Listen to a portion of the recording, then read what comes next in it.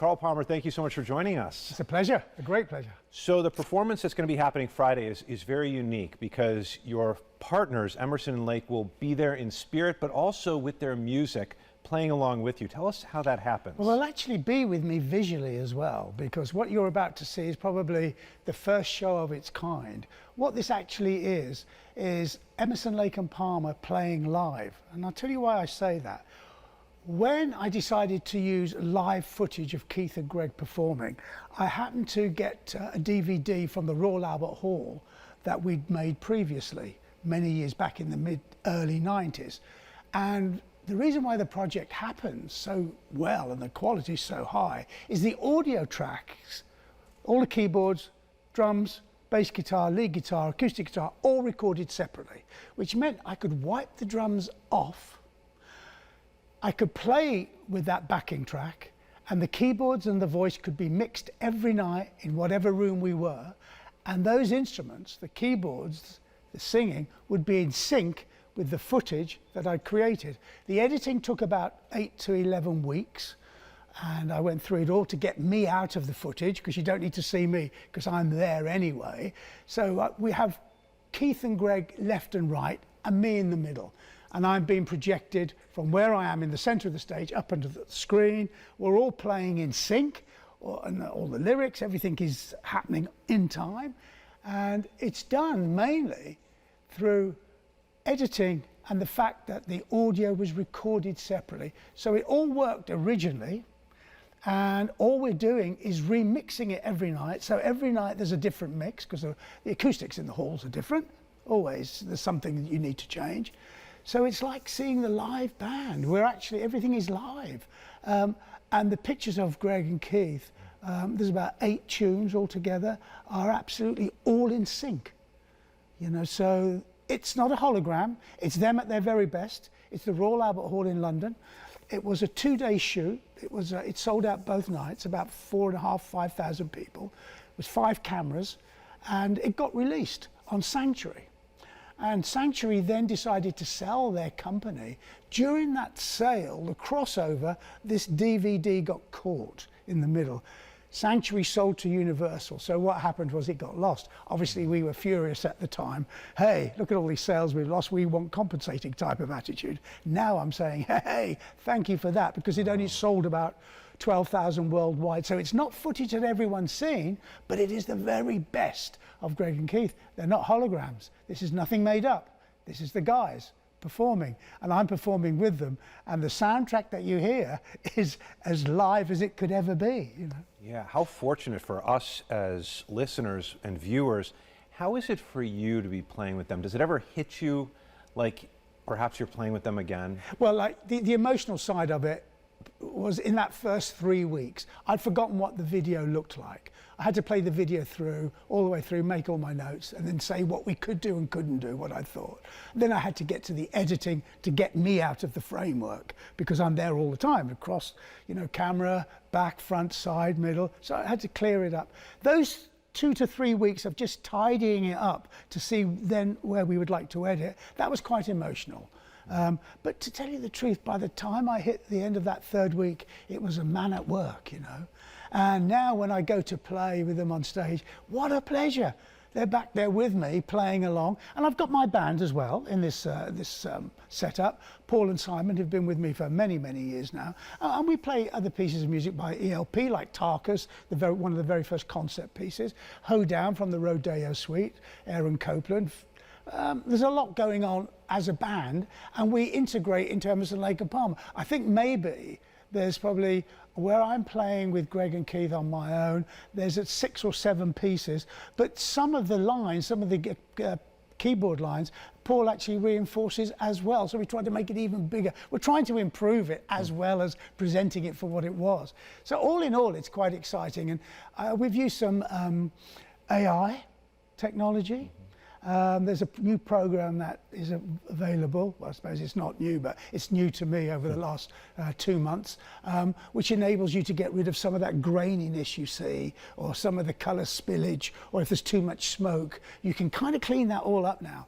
And that's been, you know, an absolute thrill to be able to up the standard, the quality. Listen, it's not IMAX. You know, because that's what this was done in the mid-90s, or I think 93, 4. So, you know, there are some, not quality problems because they've been solved, but it's of that period. It looks right. It looks a little bit worn. Right. It looks a little bit crispy at times. And then there are moments where it's absolutely glorious. The problem being is when you're doing what I do, is the spillage of light and shadows and reflections. Sometimes they're really hard to get rid of. But the AI program seems to have worked out reasonably well. And we'll be working with it a lot more. I mean, I've got ideas for other pieces we could add with Greg and Keith that aren't from the Royal Albert Hall. Now we've got this new program, and I think this will be a blueprint for the future. I think as years go by, when most of the members in a well-known band say they're dead, I believe that if they've got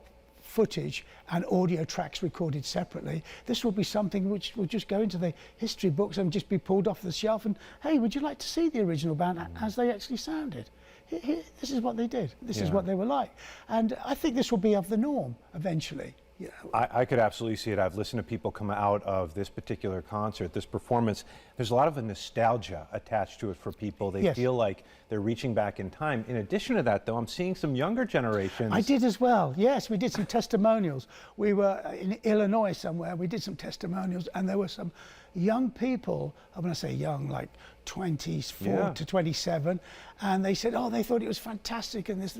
I thought, wow, that's really good. I realized that this had come across from maybe their grandfather or whatever, you know, had told his son and their dad, said, hey, go and check this. Right. And of course, then we bridge that gap. Because I think one of the things you need to really understand here is that Emerson, Lake and Palmer really wasn't a rock group. You know, because we played classical adaptations. We weren't guitar driven, it was keyboards. We had a choir boy type lead vocal. It wasn't a husky blues sound.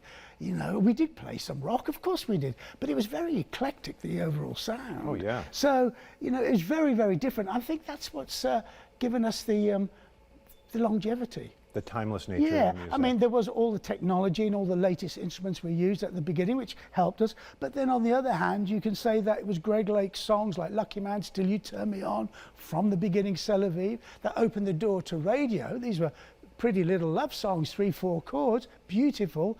And once people heard that, oh, let's hear the album, what's on that? And then they understood the project, that we were, you know. So for it to take off in America, for us was a blessing in disguise, because we never thought, because it's just so different to what you have here. Absolutely. I mean, like King Crimson, it was an intellectual endeavor. Yes, correct, exactly so. Yeah, and all because you saw a movie about Gene Krupa.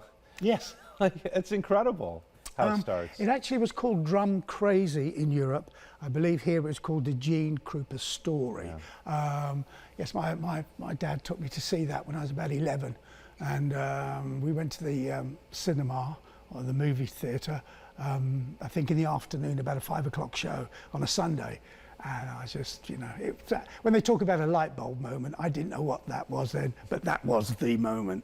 And I've walked down that path ever since. And I think it speaks to your talent that just a few years later, at like 15 or 16, you were playing professionally. Yeah, I left school at 15 and I was professional straight away, yeah. And, you know, I went for an audition in London, which was about a 2-hour train ride away when I was 16, to get a job with a soul singer called Chris Farlow, who'd had a #1 single called Out of Time, written by Keith Richards and Mick Jagger. And he needed a new drummer, and they'd heard of me.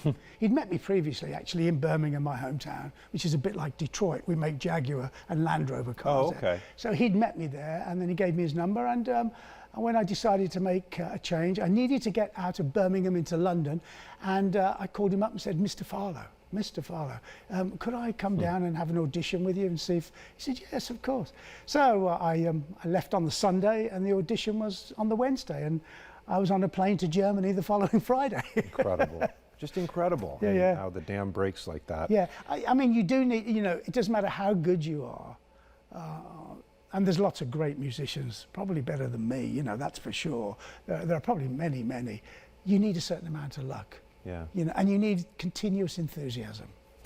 Which you clearly have, which is why we're going to be seeing you on Friday. Yeah, great. I'm looking forward to it. Oh, yeah, absolutely. And my last question, you were talking about, you know, other musicians you've gotten to play with ELP, but also Asia. Has there ever been a musician, a performer that has truly just blown you, you were truly in awe of from the start? You know, this is going to sound very, very strange because, you know, there's so many great drummers which I've been to see. You know, one of my mentors who became a real good friend was Buddy Rich, right? But if you say to me, what really sort of gave you that va-va-va-voom feeling, I'd have to say the first time I saw Elvis Presley. Oh, wow. And I saw him twice. I saw him at his very best, and I saw him when he wasn't doing so well, and a few months later he died. But when you saw this artist walk on stage, it was just so magical, such a great ballad singer, such a great rock singer, just the presence and the aura. I saw it again actually with Muhammad Ali, Cassius Clay. Interesting. And those two were like men I've never seen or met before. You know, I'd never seen that. There was just something about them that stood right. Yes, they were famous and this and that, but there was just, I think they're both very tall, and they're both great looking guys, you know, and just amazing. Presley was just, I was just floored. You know, we wanted to go and say hello to him. I think it was at the Aladdin Hotel we saw him. And then we saw him later in Tennessee somewhere when he wasn't so good. He was slightly puffy then.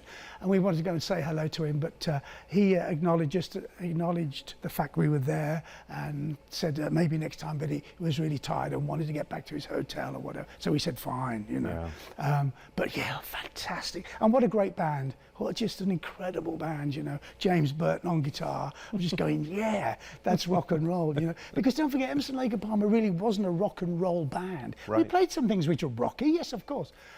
So to go and see somebody who was the epicenter of a rock singer, as it were, you know, he was the beginning for me. Yeah, Little Richard is unbelievable. We got that. Without him, none of this would be here. Got that. But to see Elvis Presley, who just looked like an out-and-out movie star, sang, you know, he's pitching, the timbre, everything was on it. Loved him. Loved him. What a great answer. Anything else you'd like to add that I might have missed? No, not really. Just the fact I always enjoy coming back to Rochester. I've been coming here for years. I first started off here with the LP, I think about 71, 2. We came up here and played. We did lots of rehearsals up here.